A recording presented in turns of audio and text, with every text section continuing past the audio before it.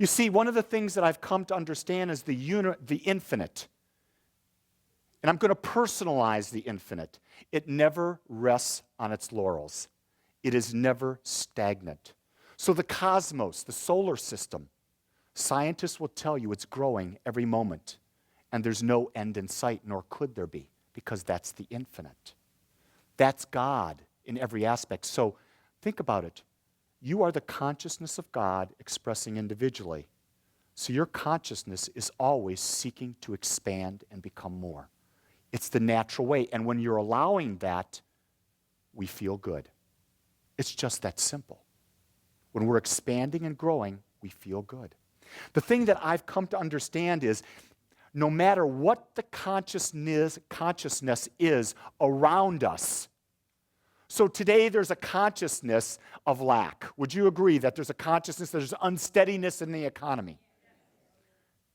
Here's what I understand. No matter what that is, if you believe that that is not your consciousness, and you have a consciousness that is abundant, your consciousness will create your experience. That's end, period, done.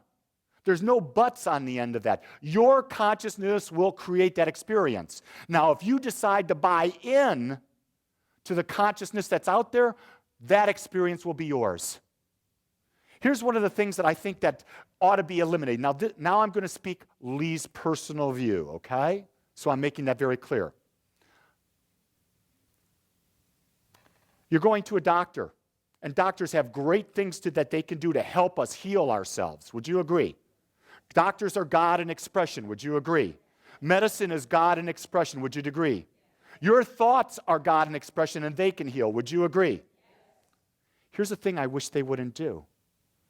Tell me I'm going to get well, and do not give me any negative prognosis. Because the negative prognosis feeds what into our mind? A limiting thought. And we take it, just like we probably take it more seriously than we do the American dream, and we make that prognosis our life experience. I know many people, the second the doctor gives them the prognosis, it's a self-fulfilling prophecy. People buy the doctor's word as God. The doctor's word is only God for the doctor. It's not God for the individual. The individual gets to choose what word makes it. And so through the creative process that we're using, through the creative mind, we get to choose that experience. We get to use that infinite mind. You see, it's not our small mind that we are using. We're using the infinite mind of that created the universe, which knows no limitation. So I'm going to speak of a story that was a real lesson for me as a father. And as a father, there's an American dream. Would you not agree? Every father wants to see their, in my case, sons, live, have the home, the 2.3 children, which means I get 4.6 grandchildren because I have 2 sons. And then all my life is blissful. You see, that may not be the dream of my sons. They may choose to do things differently. And if I'm going to be in a state of agape, in a state of unconditional love, I accept that. I do not judge by appearance because judging means I'm coming from a box. Does that make sense? See, so our families can be our greatest teachers because our families are the ones who we really want to control. Isn't that interesting? And in respect, we should be teaching our children that when they have children, let those children be free to express. It was so fascinating as I read this week about Steve Jobs, because the whole world seems to have been touched by the magnificence that this man has been able to do by creating this magnificent company that is Apple, and probably having an impact in the world as great as a Thomas Edison. I think when people look back and they see the creativity that this man did, every bit as much as Edison. Edison just did the light bulb. Jobs did the iPhone. He did the iPod. He did the iTab. He did this. But he was an innovator.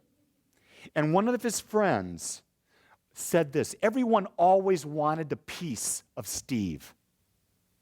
But what Steve did is he sheltered himself. He sheltered himself from others people's expectation and distractions so he could protect his mind so as not to limit his creative ability and the ability of Apple to be on the leading edge. He was so conscious that he segregated himself to be with a select few people that did not put boundaries around his thought process. Wow. So Steve Jobs, if you looked at that, was a fan of the Bible. Because in the Bible it said, but when you pray, go to your room and shut the door and pray. In other words, declare your truth, declare your intention, declare your vision, declare your dream in the silence with no one else's opinion to influence it. Because other people will try through their humanness to say, no, do it this way, do it this way. And then the brain, the mind that we use, our human mind, gets clouded. And when it gets clouded, there's no belief. And when there's no belief, we get fuzzy demonstration. So when you've got a dream, guard that dream. Don't share it with anyone who will not support the dream. Don't give your creativity away by asking other people's opinions. This is a big one for the Reverend. It's even a bigger one for the Lee. Because I have always asked for opinions. Hey, what do you think of this? What do you think of that? And recently I've come to the conclusion on certain things that I'm creating, I don't need anyone's opinion. I'm the creative intelligence of God that is unique and whole, and I can create it for myself in the best way possible. And in order to receive the information necessary to create it, the mind of God that I am will guide and direct me and attract to me all the resources, all the wisdom that I choose to claim. How'd that feel? Did that feel empowering? Would you do that same thing for yourself in your life if you knew your power? I know your power, so just do it.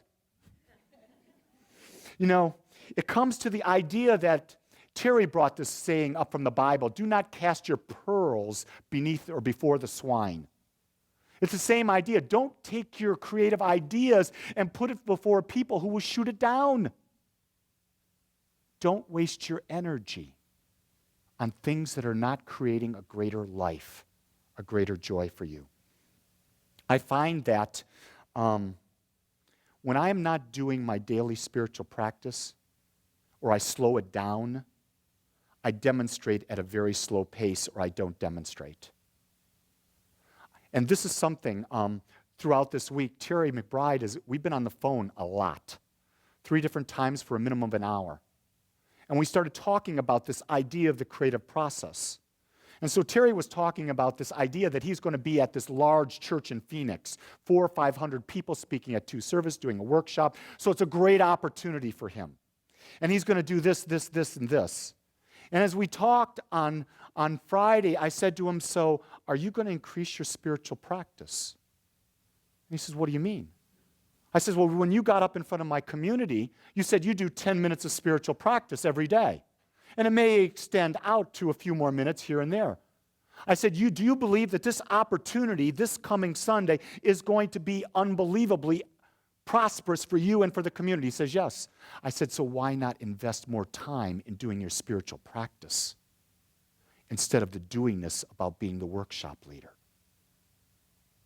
I said, what was your experience last year? And we established a benchmark. I said, if you do 3 times the practice, I guarantee you your results will be unbelievable. Let's test the theory. So today, when I woke up this morning at 5, I immediately went into prayer, did my prayer work, and after prayer work, I texted Terry. I said, today's going to be the best day you've ever had. I said, I've been praying for you, and I know you're doing your spiritual work. I says, let me know when it's done how good it is. This morning before I got here, he texted me back and he says, I can't wait to tell you. You see, even people that are grounded as spiritual teachers forget. We get caught up in doing this instead of beingness. And it's about taking the time every day to meditate. It's about taking the time every day to dream. It's about taking every time to visualize what is that like. It's about taking the time to declare into the mind of God, which is your mind, what it is you claim to have as your definite experience. The decision to be creative is to truly accept who you are.